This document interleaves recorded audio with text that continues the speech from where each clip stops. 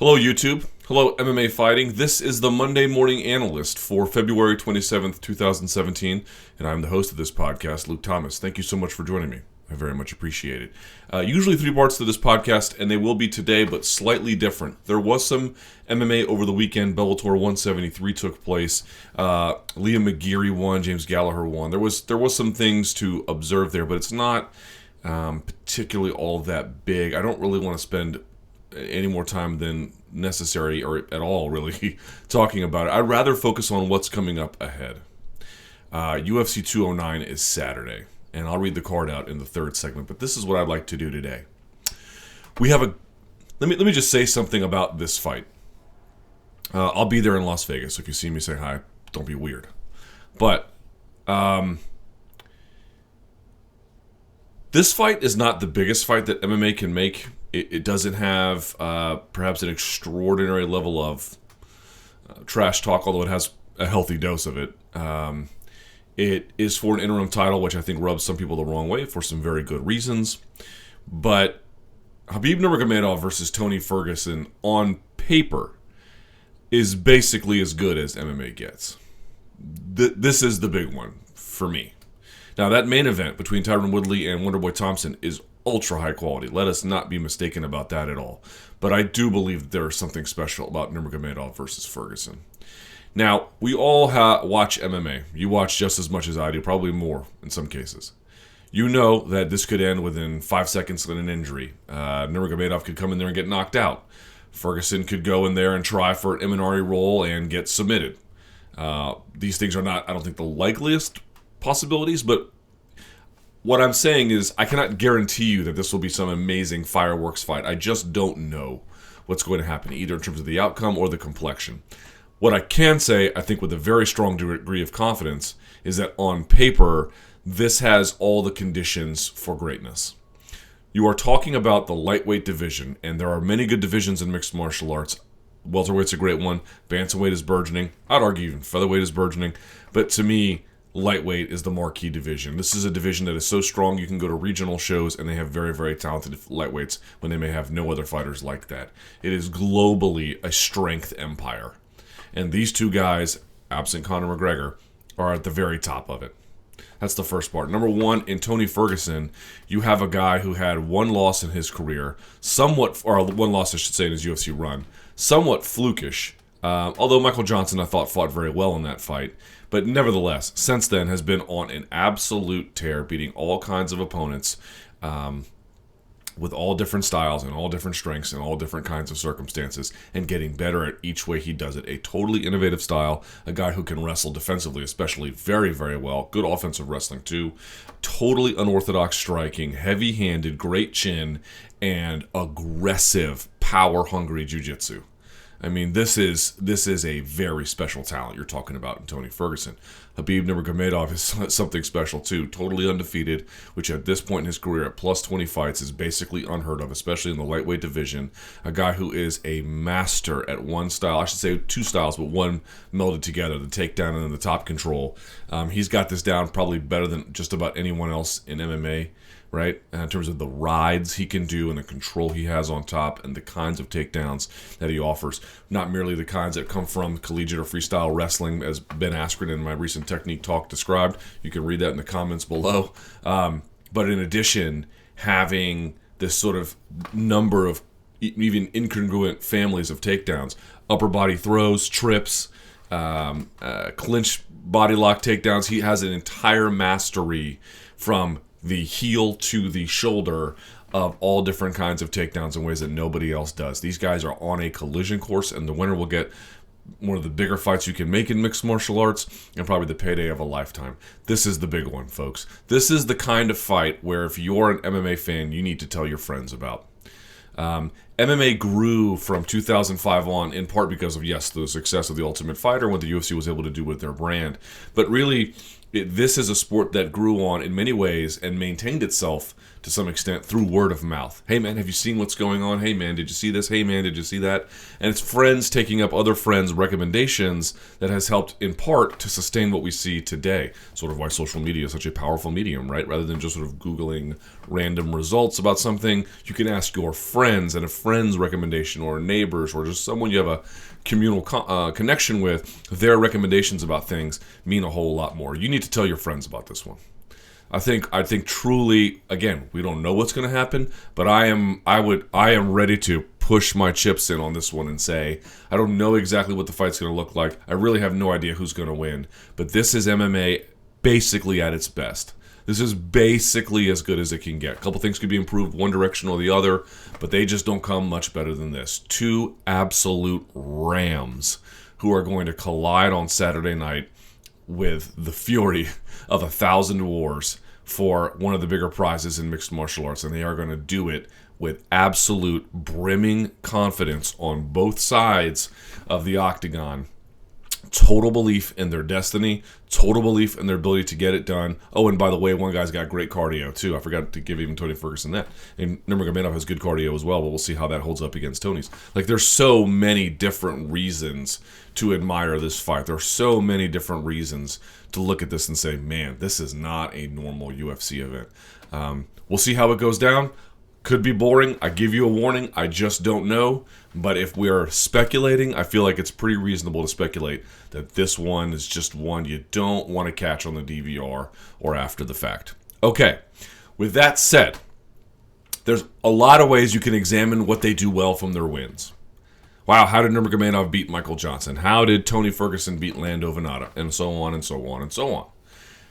I'm going to leave that to somebody else. Today, I would like to look at some of their losses. And by that, I mean, in the case of Tony Ferguson, what fight can we really look at to say, here's something where an opponent had a reasonable degree of success against them? How replicable at scale, or at least in the case of Nurmagomedov, is this? Now, Nurmagomedov has no losses, but everyone points to one of his famous fights, the Gleason-Tebow fight, to see what you know. They say that this is proof that Nurmagomedov actually should have lost and didn't. I went back and watched all of these fights. Here's the interesting part about this. There is the one loss we have to look at for Tony Ferguson. We'll look at that Michael Johnson loss first. But really, that's not the fight I think is very interesting. Michael Johnson strikes in a way where it's just not really replicable by Nurmagomedov, and I'll point to those reasons why. But to me, it's the Danny Castillo fight. Because in the Danny Castillo fight, you saw that Danny Castillo was able to get takedowns and maintain top control and shut down the submissions. Now, Castillo, lost that fight in the same way that Tebow lost to Nurmagomedov. Now, I think Castillo probably deserved to lose that fight. I'm not saying it's controversial. What I'm pointing out is, rather than looking at the loss in Ferguson's career and then the presumed loss by some in Nurmagomedov's, I think it makes a little bit more sense to look at that presumed loss from Nurmagomedov to see what we can learn from that. And then the one where an opponent fights very, very closely to the way Nurmagomedov does, perhaps a step or two down from it, and what we can glean from that. We'll look at the Michael Johnson fight just for, completeness sake, but I think those are the fights that you really want to pay attention to, because if Nurmagomedov wins, it'll be because he was able to do what Castillo did, only more. And if Ferguson wins, it'll be because he'll do what Tebow did, only more. That's why I think it's a bit of a better comparison. So, without further ado, let's take a look at some of the footage from the slides and see what we can figure out. What do the losses or the bad performances of Nurmagomedov and Tony Ferguson tell us about what could happen at UFC 209? Let's find out. All right, so we're going to start with this loss where, again, as I said in the first segment, I don't really feel like this tells us a lot about what could happen in this fight, because here's what you're going to see with these slides, and there's not many of them. Michael Johnson is obviously a significantly better striker than Khabib Nurmagomedov. I mean, Nurmagomedov is a better fighter overall, certainly a better grappler and wrestler. But if we're just talking about striking, Michael Johnson's pretty good, definitely better than Khabib. And so I don't really feel like the lessons here make a lot of sense. One, because you'll notice that Tony Ferguson, early in his career, had a little bit of trouble with southpaws. They have a common opponent in not merely Michael Johnson, but also Gleason-Tebow. Now, Tebow lost that fight because Ferguson just put it on him, but there were a couple of times where Tebow was able to sneak through with a left and catch him.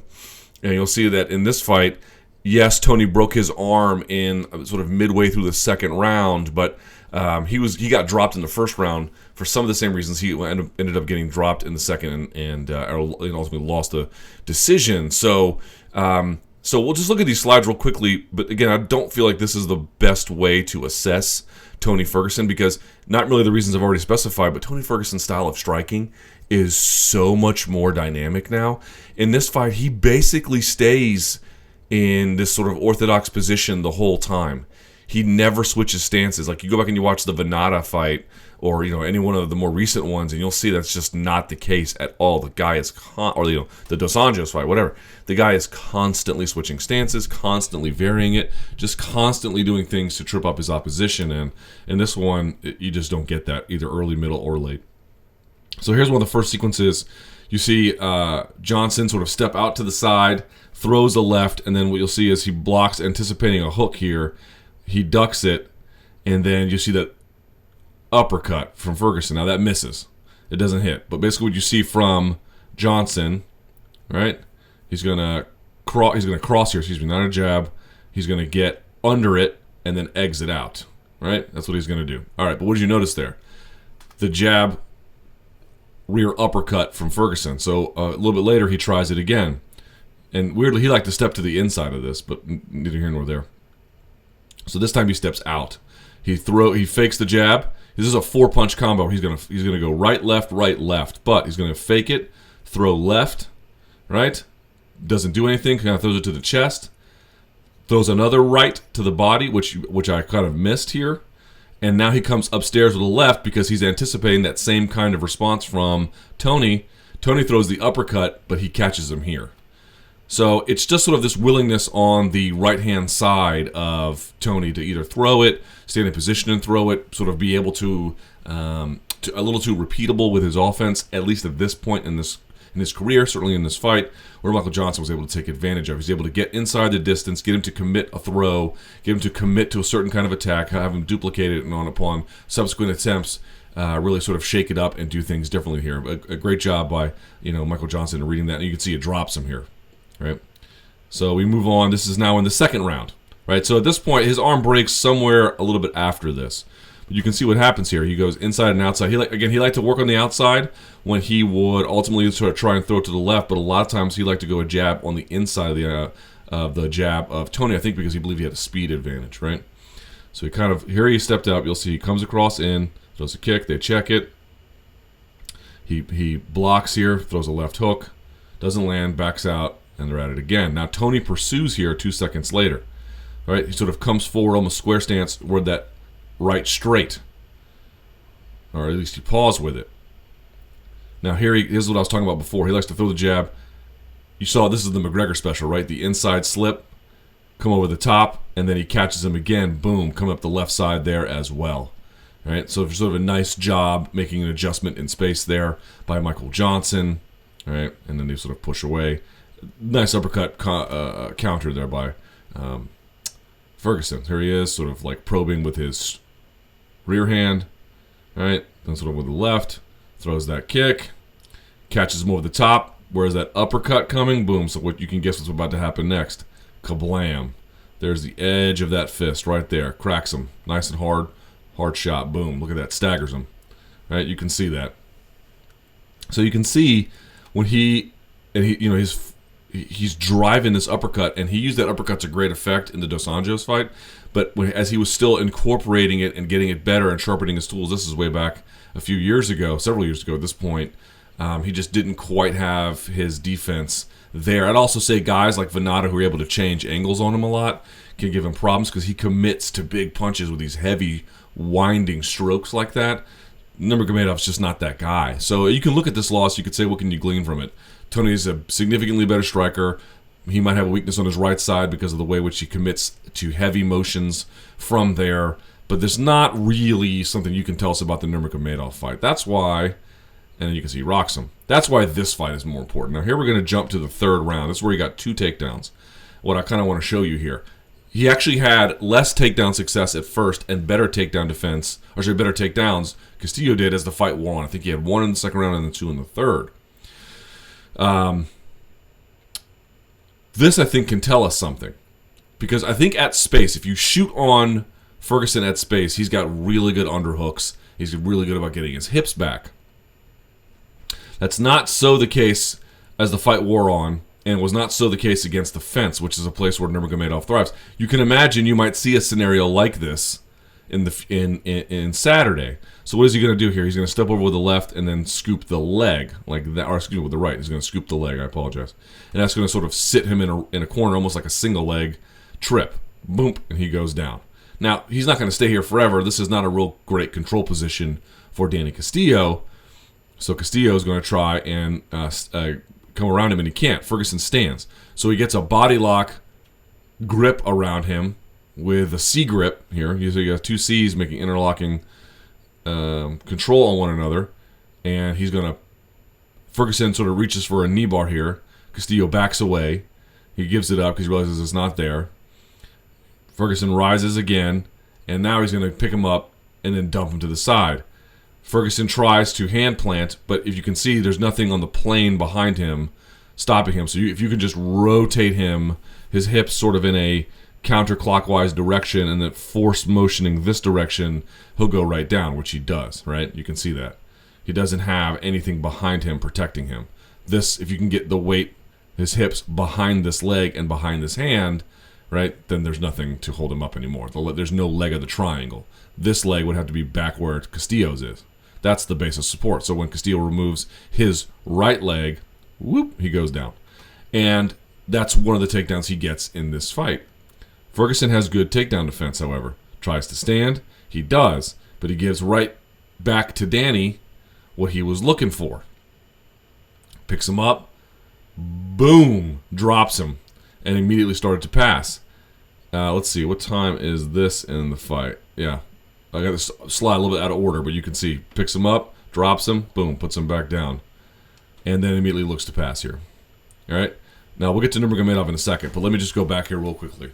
What does this tell us? It doesn't tell us necessarily a whole lot, but I think a few things you can say. Number one, of course, Tony's takedown defense is improved from this fight. I'm not saying that it's not. I would also say that Nurmagomedov is a significantly better wrestler and takedown artist generally than Danny Castillo, but something to behold there.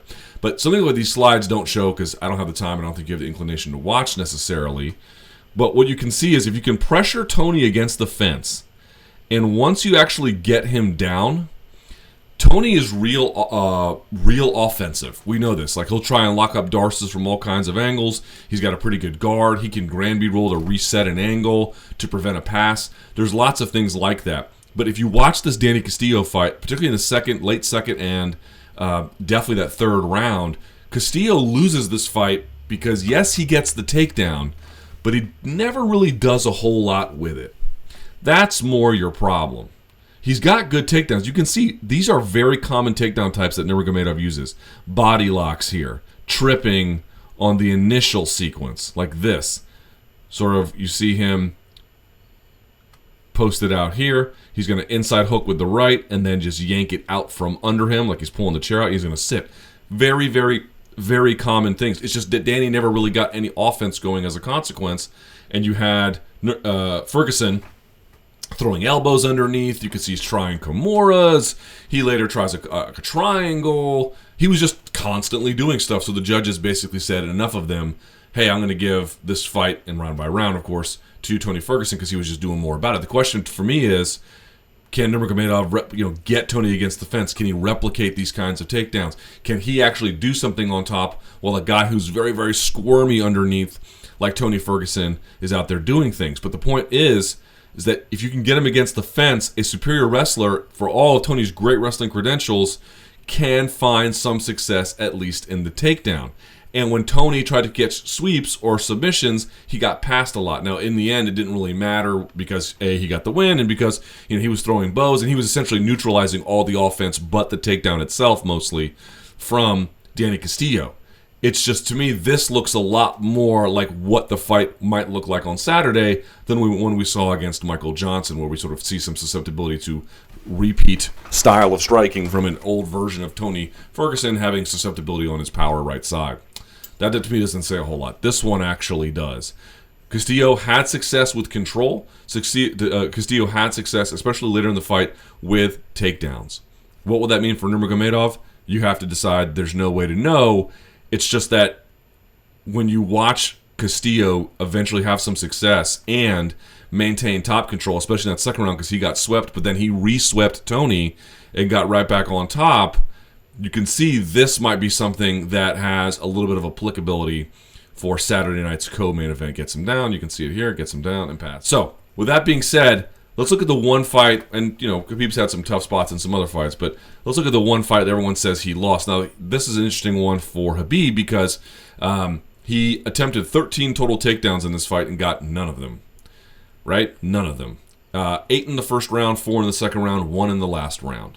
And you might say he got outstruck. I think he did get struck arithmetically, but of course that's not necessarily what the judges pick here. In watching this fight again, I can see why people thought Nurmagomedov lost. I can also see why, as we've talked about 1,000 times with judging in MMA, where guys are turning in literal rough drafts of what their memory and assessment of things tells them, Nurmagomedov was just pressing action more, and defense for takedowns is its own reward. So it just looked like one guy was trying to win the fight, and one guy looked like he was trying to do just enough to not get taken down, even if that's not necessarily a fair assessment.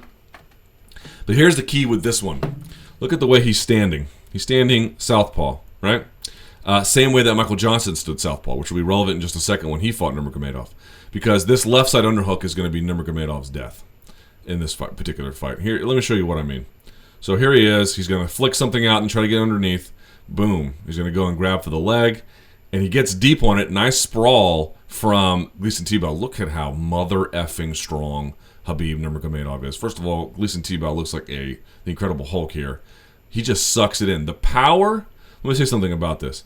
If your hands are out in front of you, there's a drill they have in wrestling. The power to suck not merely a guy's knee to you, but almost like through the mid-thigh and bring their body to you and your hands are away, that is some serious He-Man strength. Look at that. Bro, very, very strong. But this is going to be a hard problem for Khabib. That other side underhook. And it's not really the opposite side for the reason why it works. Nurmagomedov likes to go, not merely, of course, for the near side knee, but he likes to go to this left side a lot. All right? I think he prefers takedowns on this left leg. You can see he's almost getting his leg behind him. He's going to try and step and turn him. Doesn't really work, so he's going to drive him straight back into the fence. So there's Mario Masaki looking on. He gets him back to the fence. Okay, this is how Tibau shuts down everything. Overhook, whizzer on the right side, underhook on the left side. And you'll see why. It's because if someone has a leg and they can't really do anything with the opposite side arm, there's really no control there. I mean, yes, they're pressing you in. Yes, you have to address it. But you can, even if this was not there, if he got this, I mean, yeah, he could run it. But the point being is he's pulling him off of his hips. And even when he tries to get a body lock here, right? I'm going to body lock. I'm going to drop my hips down to your hips. I'm going to drop my elbow down to your hips. Pardon me. And I'm going to try and secure. If they have an underhook there, it's just big problems for you. And so it's just sort of mechanically a problem here, and then particularly a problem for Nurmagomedov, because you're going to see that if he has an underhook on the left and the other person has an underhook with this arm, it doesn't mean jack. How do we know that? The Darrell Horcher fight and the Michael Johnson fight. You'll recall both times Khabib did not have the underhook there. They had the underhook. But what did he do? He was able to move his body to collapse that underhook and then pinch over it and then take them this way. Remember that? He did it both in the Horcher fight and he did it in the Michael Johnson fight. But the problem is he needed that right side underhook to get it. So here he has a left side underhook. That's fine. Tibau not giving him an inch to breathe. There's that underhook. This is going to be a constant problem for him. He really needs that side to not really complete what he's trying to do for the kinds of takedowns he's approaching, but the kinds of takedowns he's approaching are the ones that he really likes to do, that you see most commonly. If Tony Ferguson is really able to get this left side underhook here, depending on what, of course, Nurmagomedov tries, that might be a lot of problems for him. So they keep going. He eventually creates separation. He gets a cross face here. He gets around. There's that left underhook digging again. You can see now he's just going to one leg, but that left side underhook, and understand it's not merely the left side underhook that's doing this. There's a lot of things he's doing with his feet. You can see he's sort of stepping out and heavy hipping to this one side to put the weight against Nurmagomedov to prevent the takedown. There's lots of things he's doing here, but that left side underhook is a real big problem for him. Always maintaining it, right? And you'll see this more and more. Right, here he is. There's that left side underhook. So he wants to run the pipe here. He wants to drop his shoulder down. He wants to circle out, but he really can't because that's in the way. There we are again, left side underhook. Let's check it again. Now, he doesn't have the left side underhook here just yet. Looks good for Khabib. We're still in the first round. What happens? Then he digs it. Once he digs it, you can see Nurmagomedov trying to get underneath his waist. Doesn't matter. And, of course, they eventually escape. Here it is later in the first round, 2:17. Watch what happens with that left side underhook. And watch what Nurmagomedov does. He throws a right. Look at this wild left he's throwing. I can't even capture it in slow motion. But here's the point. Nurmagomedov, at this point in the fight, and this point in his career, never threw anything with the left hand to get Tibau to commit with his own left hand. Tibau was basically able to keep it relatively close to him, right? Look, he's not throwing it. And he throws it here. Okay, and Nurmagomedov tries to get under it, but it's too slow. Like, he doesn't really commit to it. And so, Tibau, that is. And so by the time Nurmagomedov tries to get on the hips, left underhook is right there. And watch what he does here. He's going to step to his left, rotate his hips. He steps left. See that? A little more. He's rotating Nurmagomedov that way as he gets his hips this way. Steps back with the left. Bam! And that landed hard on Nurmagomedov. This left underhook from Tibau is killing Nurmagomedov. Really, really tough for him here. And eventually they separate. Here we are now in the second round. Watch what happens. Kind of tries to parry the left, throws the right. Tibau slips off to the side. He gets his hand out in front of him. Throws a right hand to counter, misses it as Nurmagomedov ducks. Where's that left hand? Boom, underhook. You notice he's not even trying to underhook with this one. He's underhooking with the left every time. He knows that's the kryptonite because he likes to go to the other side leg. This is breaking the whole chain of everything. You're not really going to keep Nurmagomedov off of your leg. He's basically going to get it. But it's easy to get an underhook as a sort of blocking mechanism and as a way to get him off your hips between them. That's very, very easy to do. Nurmagomedov's going to find your leg one way or the other. Yeah, he's going to get it. You saw in that first round he shot from fairly far away and Tibau sprawled on him. And Nurmagomedov still sucked it into his body because he's an ape, basically. And that's a lesson for everyone out there who wants to fight Nurmagomedov. He's going to get on your leg. What you have to do is break the rest of that sort of strength chain, the rest of the part of this takedown that makes it possible. That left side underhook is just kryptonite here. Gets it again. Look with that. He just can't get anything. Nurmagomedov's trying to press into him to get behind and underneath his rear end. This is just not letting him do it. Pulls him up. One-handed pulls him up. Then he gets double underhooks. Look at how exposed he is. Tries it again. Left side underhook. Right side overhook. There it is. Now, he doesn't have the underhook here because Nurmagomedov's like, Jesus, I can't get around it. But he's still, sort of wrist controlling here with that far side whizzer. And there it is right there. You see that? Now he tries to turn him. Tibau showing pretty good balance here. Eventually recaptures. Did I get the order wrong again? No, got it right. Recaptures. Pushes the head away. Now he's sort of below the knee line here. Doesn't really matter. He tries to come back up. He's still framing and pushing away. Left hand never too far away from digging an underhook. Right? Still circling away, going the opposite way that Nurmagomedov wants to take him down and to the left. Tibau bouncing to the right. Right? Okay, now look, he's got him. Uh-oh. This is trouble. There's no left side underhook here. Right? This must be bad. And you can see what Tibau does is as Nurmagomedov tries to bring him down, he gets that right side underhook, frames with the left there a little bit, and was able to create space there. So it wasn't every single time that was the case, but you can see, and then eventually they separate here. One time he was able to do this. But as he went to take him down to that side, he got the other side underhook in and was able to put his weight back and down and create separation. And then eventually separate. But the point is here, Nurmagomedov has takedown tendencies. And in those takedown tendencies, he doesn't mind if you have the underhook on him on this side. As we saw in the Horcher and the Johnson fight, he'll pinch it, rotate his hips into you, and then just take you down off a trip on that side. But if, let's go back here, if you have an underhook on this side and an overhook on that side, at least in this fight, at least in this stage in his career, that was a bigger problem. It's not to say that Nurmagomedov can't shoot on the left leg. It's just that guys might do both things, but they're going to have and you're not supposed to in jiu-jitsu or wrestling or sambo or whatever. You're supposed to be, you want one side to be as good as your other. But I think even in judo, there's not a lot of stance switching in judo as I understand it. And if someone's a judoka at a high level, which, believe me, but the lowest level judoka imaginable, but my understanding was they like what's called handedness, where you have a power hand and a dominant side, and you basically stay that way. You're not switching sides all the time because they believe in, as I understand it, the dominant gripping from a certain kind of handedness. But and definitely in wrestling and definitely in jiu-jitsu, you're supposed to have the ability to do, single leg sweep on that side, single leg sweep on that side. But the reality of human beings is they're going to have preferences, they're going to have strengths and weaknesses, and this is his. He's really good at attacking that left side, this left hip, this whole everything, with even if you have the underhook. Like with the underhook, he's great. Even if you have the underhook, he's great. But if you can stop his right hand, if you can get your left underhook here, it's been shown it can be highly, highly effective, at least in this contest.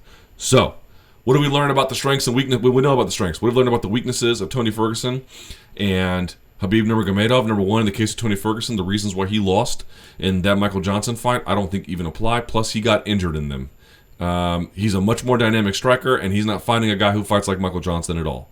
But in the Danny Castillo fight, you can see that some of that offensive willingness of Tony Ferguson to throw up submissions can allow a guy can win scrambles and keep top position, although he's able to neutralize offense with his own kind of offense from that position, at least it was in the Castillo fight. But a dominant wrestler against the fence against him can have success. He is really good at distance, Tony Ferguson, at defending the takedown, but because he takes a lot of offensive risks there against the fence or in other parts of the fight, he can be open for takedowns against somebody who's really, really good and really, really determined and perseverant.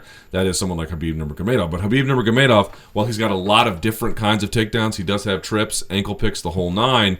In this fight, he was being shut down because the things he does really well, these single legs, these sort of double leg scoops he really likes, somebody was breaking the chain of strength and the control that he needs to complete these takedowns by going against the side where he, I think, probably the strongest and needs, even if he's not the strongest, he just needs this to be completed. He's got a natural preference for attacking this side with trips and everything else. He can give you dominant position on this side. It's when he has dominant position on this side, or excuse me, I should say when someone has an underhook on this side, at least in this fight, give him all kinds of problems. So it's going to be really important for someone like Tony Ferguson to sort of mind his P's and Q's with which side he's underhooking and when and how he stages his attacks, so that he has his hands in place to get the right kinds of underhooks in the right kinds of places. Because on the feet, I really don't think Khabib's going to have much of a game for Tony. And on the ground, I believe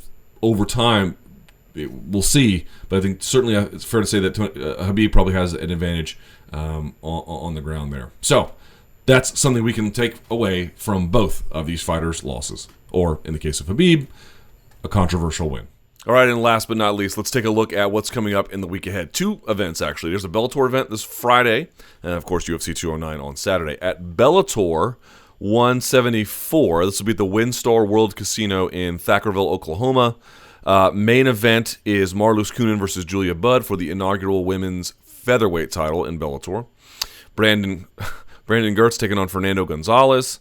Chris Honeycutt taking on Kendall Grove, and then Steve Garcia taking on Joe Timenglow. Cody Pfister, by the way, on the prelim card, as is Rafael Lovato Jr., one of the more decorated, if not the most, a guy who can win the Brasileiros and the World Championships at black belt, and win Brasileiros in open weight as well. Pretty impressive. He's making his Bellator debut. Justin Wren, by the way, on that as well. Then at UFC 209, you guys know what's up with this one. Tyron Woodley taking on Stephen Wonderboy Thompson for the welterweight title. The interim lightweight title will go between Khabib Nurmagomedov and Tony Ferguson, of course. Rashad Evans versus Dan Kelly. Love that fight. Lando Venata is back against David Tamer. Alistair Overeem opening the card against Mark Hunt. On the prelim card on Fox Sports 1, Marcin Tybura taking on Luis Henrique. Mirsad Bektic is back against Darren the Damage Elkins. Yuri Alcantara taking on Luke Sanders. Mark Godbeer versus Daniel Spitz. Not a whole lot to like on that one, except, of course, Mirsad Bektic. And Alcantara's got some good submissions. And then on the Fight Pass portion of the card, Tyson Pedro is back against Paul Craig. That should be very fun. Amanda Cooper at women's strawweight taking on Cynthia Calvillo. And then Albert Morales taking on Andre Sukham Thoth. I guess. Not sure how to pronounce it. All right. So there you have it. Fun stuff. I don't know what's going to happen with their fight, Tony and Khabib, but I really can't wait. I think this might be the big one. I certainly hope it is. I'm praying. Who knows? But we'll see. If you have any questions, email me at luke.thomas@sbnation.com.